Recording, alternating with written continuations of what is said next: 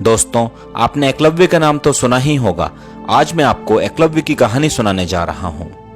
यह महाभारत काल की बात है, जब भारत के एक जंगल में एकलव्य नाम का एक बालक अपने माता पिता के साथ रहता था। वो बहुत ही अनुशासित बालक था और उसके माता पिता ने उसकी परवरिश अच्छे संस्कारों के साथ की थी। एकलव्य की धनुर्विद्या में बहुत रुचि थी, लेकिन जंगल में इसके लिए साधन उपलब्ध नहीं थे। इसीलिए वो गुरु द्रोणाचार्य से धनुर्विद्या सीखना चाहता था। गुरु द्रोणाचार्य उन दिनों राजकुमारों अर्थात पांडवों और कौरवों को धनुर्विद्या सिखा रहे थे और उन्होंने भीष्म पितामह को वचन दिया था कि वह राजकुमारों के अलावा किसी को भी धनुर्विद्या का ज्ञान नहीं देंगे। जब एकलव्य अपना निवेदन लेकर गुरु द्रोणाचार्य के पास आया तो उन्होंने उसे अपनी विवशता बताकर वापस भेज दिया।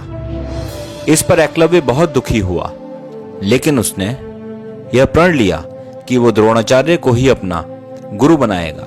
शारीरिक रूप से गुरु की अनुपस्थिति के चलते उसने उनकी मिट्टी की मूर्ति बनाई और उनके सामने तीर कमान चलाने का अभ्यास करने लगा।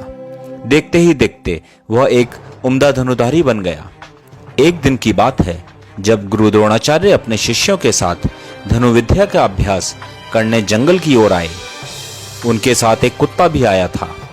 उस समय एकलव्य भी जंगल में धनुर्विद्या का अभ्यास कर रहा था।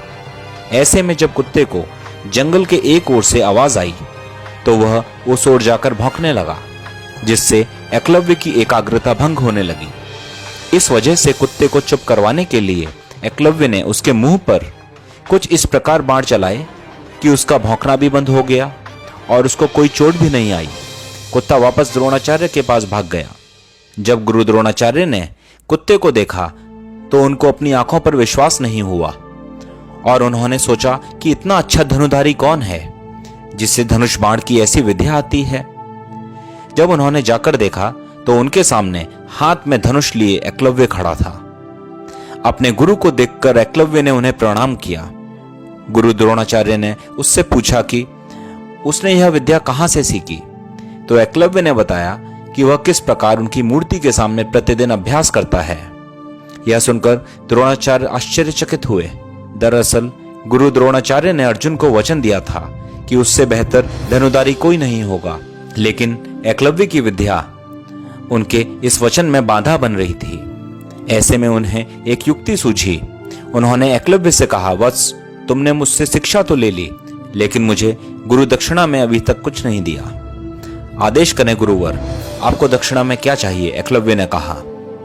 एकलव्य की बात का जवाब देते हुए द्रोणाचार्य ने कहा कि गुरु दक्षिणा में मुझे तुम्हारे दाहिने हाथ का अंगूठा चाहिए।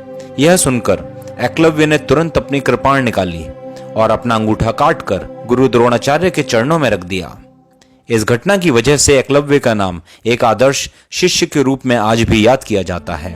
दोस्तों, moral of the story is, अगर हम अपने लक्ष्य के प्रति पूरी तरह समर्पित हैं तो उसे हासिल करने के बीच में आने वाली कोई भी बाधा अहमियत नहीं रखती और लगातार प्रयत्न करने से आपके लक्ष्य की प्राप्ति निश्चित है। धन्यवाद।